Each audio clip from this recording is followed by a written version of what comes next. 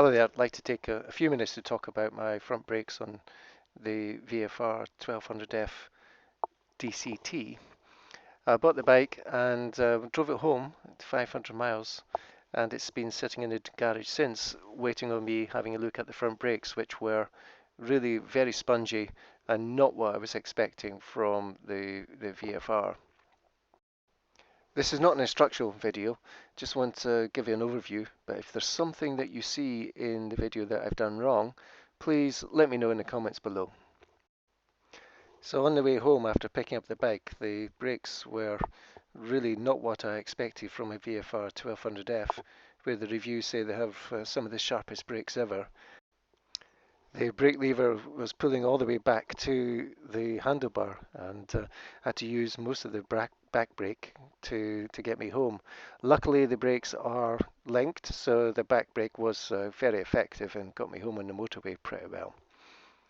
So I thought I'd better look at the front brake before I took the bike out again, and then it started snowing, so it's been in the garage ever since.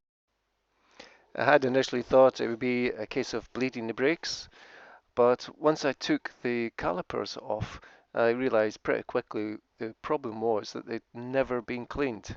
Probably never been cleaned since new. Both sides of the bike, the calipers were actually choked with dirt and road dust and brake dust. And cleaning these up using soap and water and brake cleaner, toothbrush, cleaning it all up, it made a big difference. The lever immediately felt firm after doing this, and I'm really pleased with the outcome. Getting the calipers off the bike was no big problem. Two retaining bolts need to come off, which should really be replaced after each caliper removal.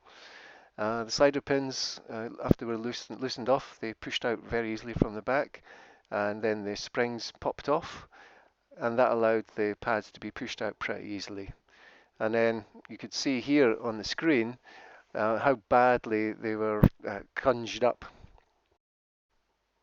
So here I am just taking out the pins. They screwed out quite easily. No big corrosion on those.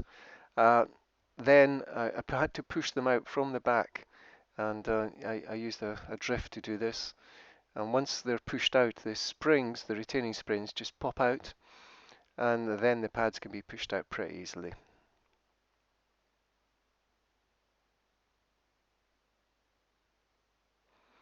On the left hand side of the bike, that pad there is actually the combined, that's why you can see two pipes.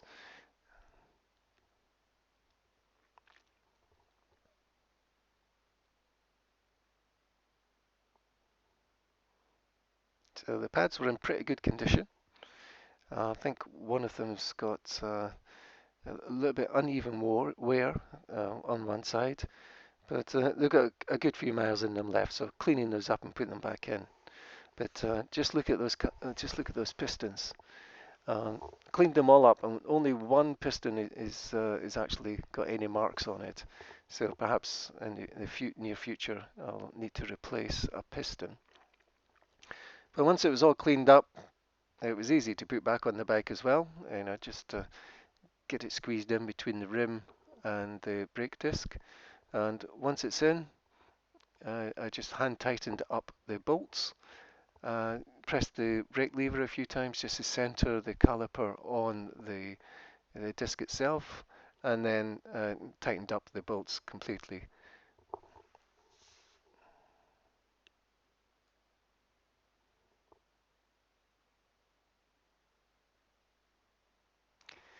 Now, working on one caliper at a time, I then moved on to the right hand side, and it was really quite shocking on the right hand side. It was even worse than the left hand side regarding how badly it was all gunged up. And I think this might be due to either grease or copper grease or something being put on the pistons and the pads, and that has then collected probably years worth of dirt and grime. Fortunately, none of the bolts were seized or really badly corroded, or the pins either, so I didn't replace any of those. But you'll be able to see in a moment that this right hand side, it really was badly gunged up, and it took me nearly twice as long to clean this up.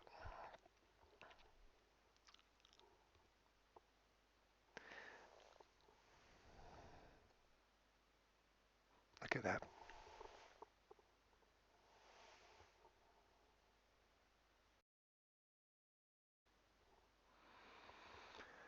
So cleaning up the brake pads, reusing those, there's a bit of life on them. There's the new cleaned up pistons. The brake pad there, this is the one which is worn the most, so I'm putting them all back on. Brake fluid seemed reasonably clear and up to a level. So that's that part all completed.